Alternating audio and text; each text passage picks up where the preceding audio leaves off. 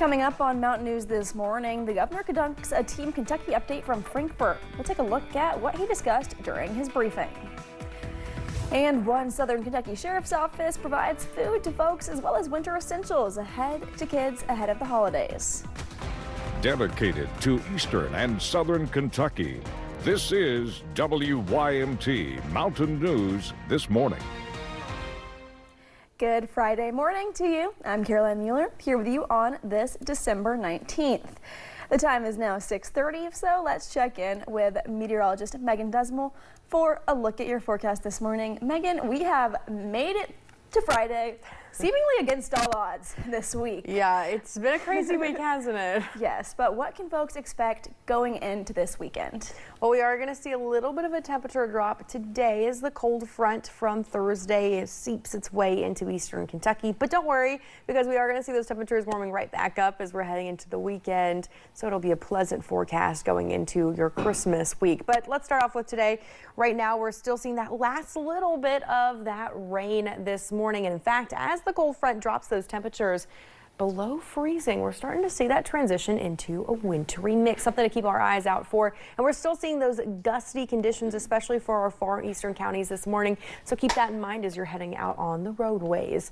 In terms of temperatures, though, you can pretty much see where the difference is between the colder and the cool areas this morning, with those mid 40s for our eastern counties still holding strong, but then the low to mid 30s taking over for our eastern Kentucky counties. And we'll continue to see temperatures drop until about 11 a.m. That's when we'll fully see all the rain chances clearing as well. And then we're going to see that secondary high around 3 o'clock, 4 o'clock, and the mid to upper 30s. Caroline. Thanks, Megan. Thousands across eastern Kentucky are waking up without electricity this morning. The latest data shows Pike County is one of the hardest hit, with roughly 4,200 customers still without power. In Letcher and Floyd counties, thousands more remain in the dark this morning. Utilities say they're working to restore power as rapidly and as safely as possible, but conditions in rural and mountainous areas can make repairs challenging. One Pike County man was arrested after he was accused of stealing someone else's vehicle. The incident happened Tuesday in the Ridgecliff Apartments in Pikeville. It started when police received word about David Bauer being at someone's home without permission. Police later spoke to a man who told them Bauer had borrowed their vehicle before he stole the keys. The citation also says that Bauer admitted to stealing the reported victim's debit card. The state Supreme Court is denying an injunction to remove London Mayor Randall Weddle. That motion was filed by the London City Council earlier this year after they voted to impeach Weddle and replace him with Tracy Handley. Weddle appealed that impeachment and was reinstated in September after a judge ruled in his favor. Kentucky Supreme Court is denying the council's motion to remove Weddle again and to reinstate Tracy Handley. The ruling sends the case back to the State Court of Appeals, saying it's, quote, not warranted under law. A former sheriff charged with murder in the shooting death of a Kentucky judge appeared in court yesterday, but the hearing was adjourned as quickly as it began. WMT's Buddy Forbes has the latest from Letcher County.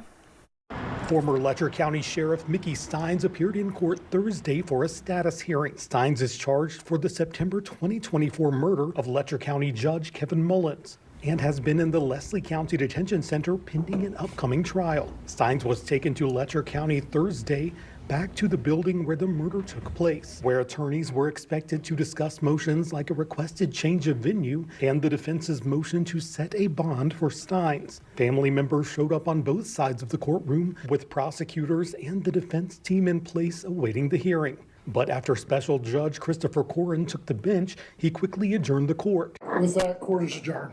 The judge said issues arose which were discussed in his chambers prior to the hearing, leading to his decision to adjourn. Corrin did not provide details, but said he wants to dive into those undisclosed concerns before any official hearings take place. I want to make sure it's done correctly and handled appropriately. So once that issue is addressed, we will reset a date for all pending motions. Attorneys declined to comment on camera, but Commonwealth's attorney Jackie Steele told reporters, quote, I suspect motions will be filed within the next few days that will clarify why the court had to continue pending motions. In Letcher County, Buddy Forbes, WYMT Mountain News. It's unknown when Steins is expected to return to court. The judge is expected to set a new date once the potential new filings are discussed. One Pike County woman was taken to jail after she was accused of endangering a child. Police were called to Chloe Road last week about a crash with possible injuries. They say Sydney Tackett was heading to McDonald's when a vehicle in her lane reportedly prompted her to swerve and flip into a creek. Police later noticed a bottle of wine in the vehicle and say she was found to be under the influence with a 4-year-old child in her care.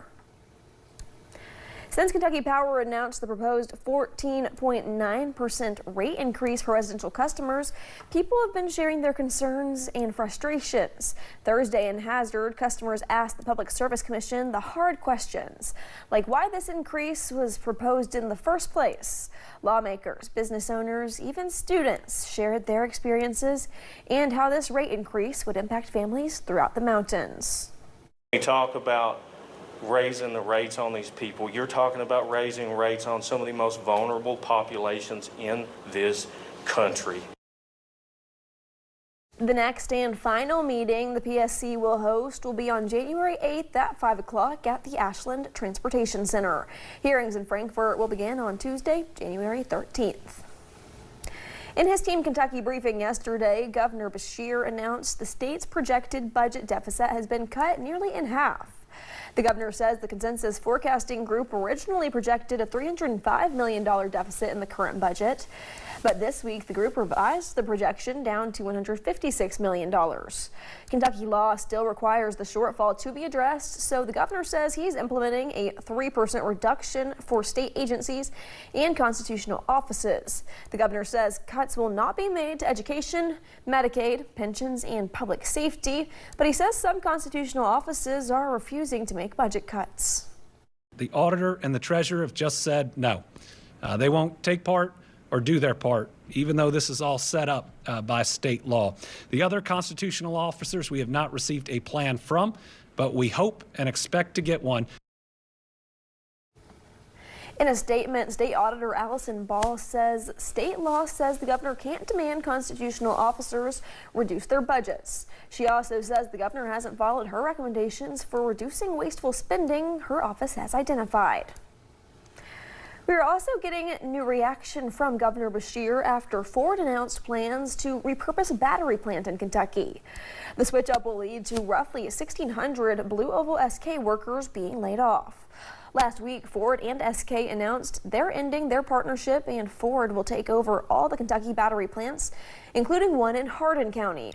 Ford then shared they're shifting from EV batteries to batteries designed for data centers. What we've done is we've drawn about a 45-minute drive radius from Glendale, and we've compiled all of the jobs announcements that we've made. We're looking at all the companies out there that are hiring, and there are a lot of really good spots with really good companies.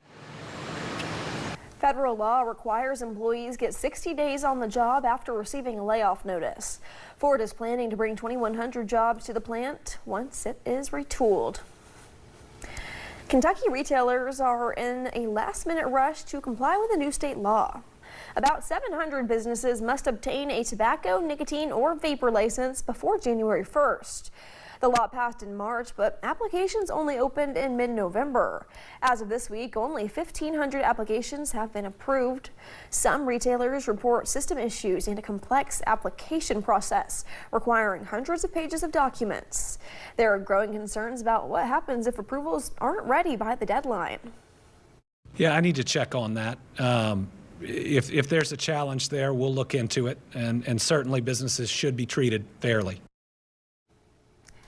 ABC's website says if stores sell without a license on January 1st, they could face fines or even criminal charges. The Laurel County Sheriff's Office is spreading holiday cheer through 2 community efforts aimed at helping local kids, all with the goal to make children feel supported. As the holidays approach, the Laurel County Sheriff's Office is preparing for Operation Polar Express and a community coat drive aimed at supporting local families. Last year we gave 50 hams away to the first 50 families. And this year we've upped that to 100. We're blessed enough to be able to do that. The event is open to families with children 17 and younger and includes both holiday gifts and winter essentials. If there's a child here that needs a coat, or if they need a pair of socks, if they need a hat, we're going to give it to them. If there's a child that needs one and there's not their size in there, we're going to go get them one. And this year, that support is showing up in a big way.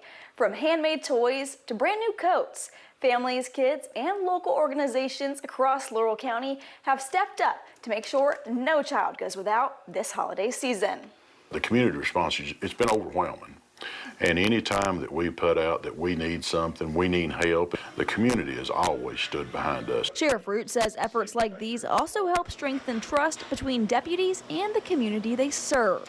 They know we're here as a friend, as a helper, and not just an enforcer of the law. We're here for them. Operation Polar Express and the coat drive distribution begins Monday morning at 8 at the Laurel County Sheriff's Office.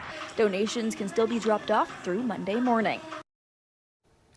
The Sheriff's Office says any remaining toys and coats will also be distributed by deputies throughout the county to make sure nothing goes to waste.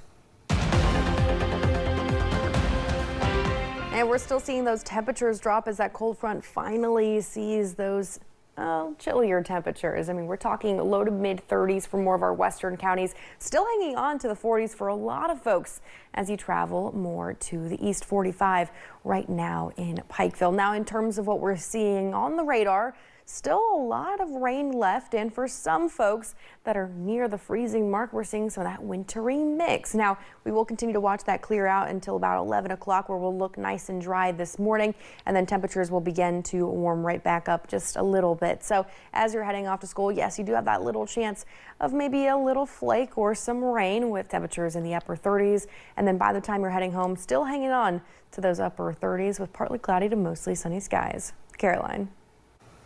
Thank you, Megan, and thank you for joining us. The time is now 6:42. Still to come on Mountain News this morning, it's crunch time for holiday shoppers, and artificial intelligence is lending a hand. We'll tell you how.